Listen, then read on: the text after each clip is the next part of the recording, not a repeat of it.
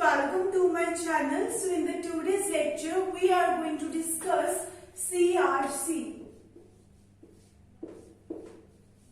cyclic redundancy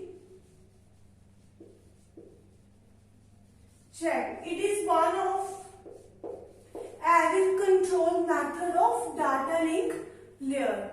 Okay, so in the last video we discussed single parity check method. Now we will be discussing cyclic redundancy check method.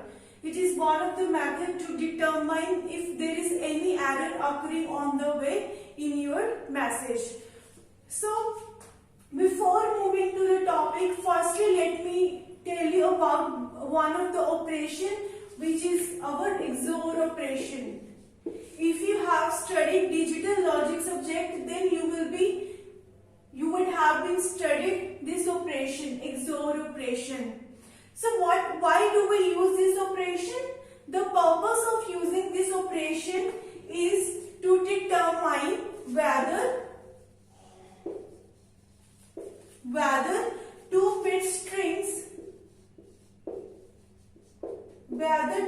strings are equal or not. It is basically used to determine the equality of two-bit strings like this. These two-bit strings are equal. So if you have to determine whether these two-bit strings are equal or not, you will be using the XOR operation. As we are humans, by looking at the digits or bits, we can easily say that these two are equal. But machine doesn't have its own mind. For each and everything, even for anything you are doing on the machines, you have to give instructions to your machines. Even if you have to check the equality for these two strings, you have to give some instructions to the machine so that machine can determine if these two strings are equal or not. So for this we use XOR operation. What is the purpose of XOR operation? If two bits are same, like 1 and 1, both these bits are same, the output is going to be 0.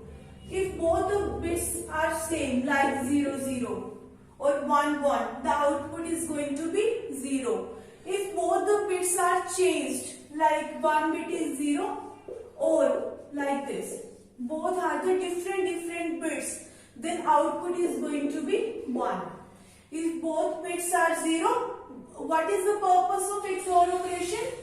To check the equality, and these two both bits are same, so the output is going to be 0. If both the outputs are different or the bits are different, the output is going to be 1. So in this case, if you look at 0 1 1 0, I am performing XOR operation on these two-bit strings. So 1 1, both are same, 0 0 0 0.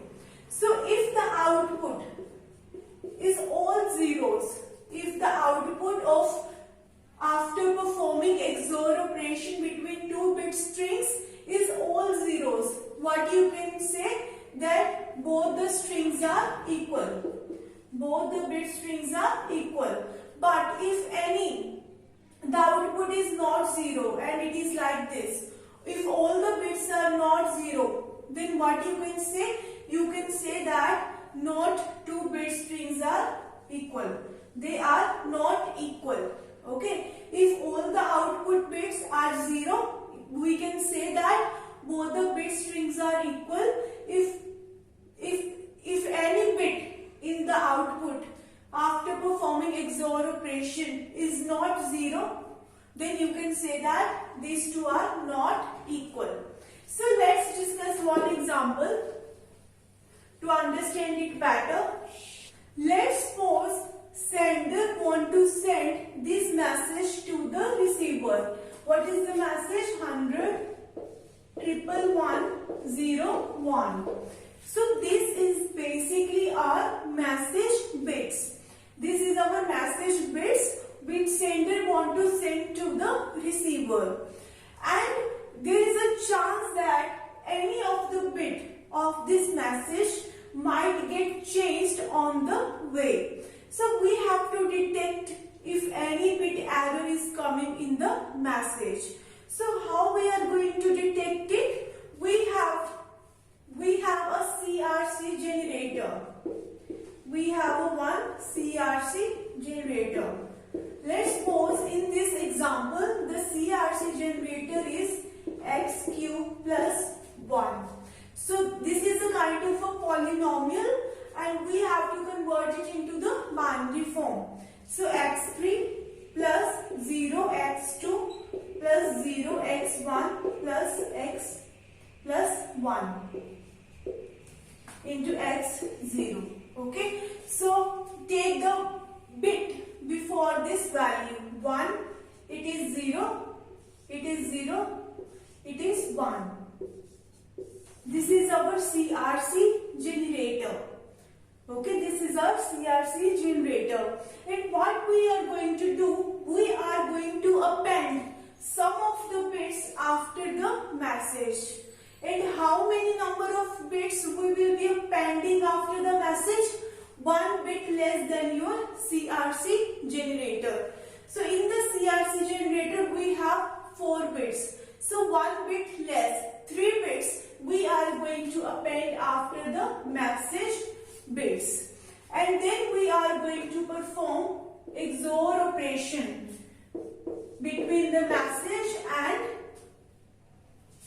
CRC generator. So 1 0 0 1. It is all 0. 1 1 0 1 0 0 0.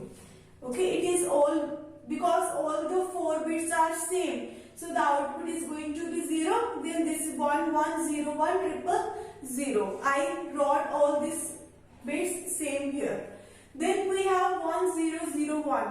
So where I will be starting? The first one. Where I get the first one? Here. So I will be writing 1 0 0 1. Now let's perform XOR operation. Okay, what we are doing? We are trying to equalize these two unequal length strings. The length of this string and the length of the message string both are unequal. And we are trying to find out why they are unequal. We will get the remainder. I will tell you about it then. Okay. So 0 1 0 0 0 0 0. Okay. So 1 1 0 1 0 1. So we have 1 0 0 1 0 0 0 1 0.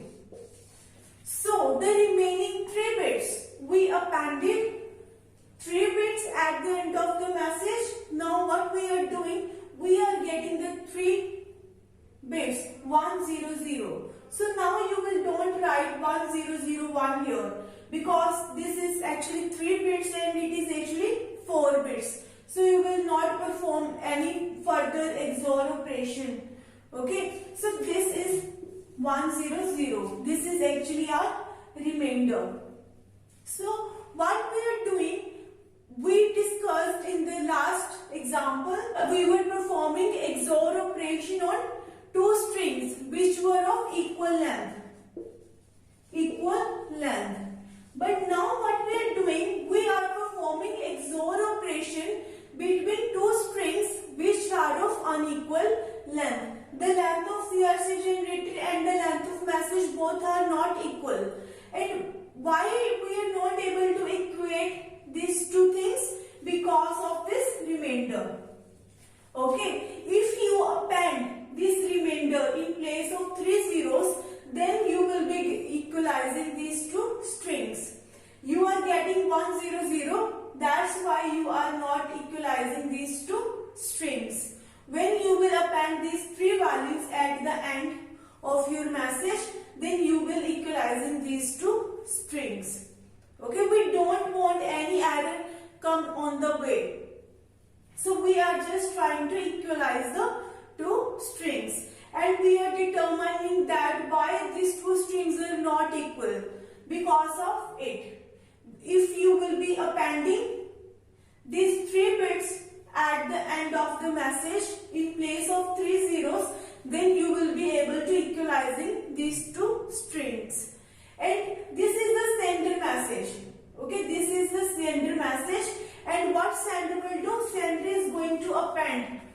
What sender will do? Sender is going to append 100 at end. At the end, 100.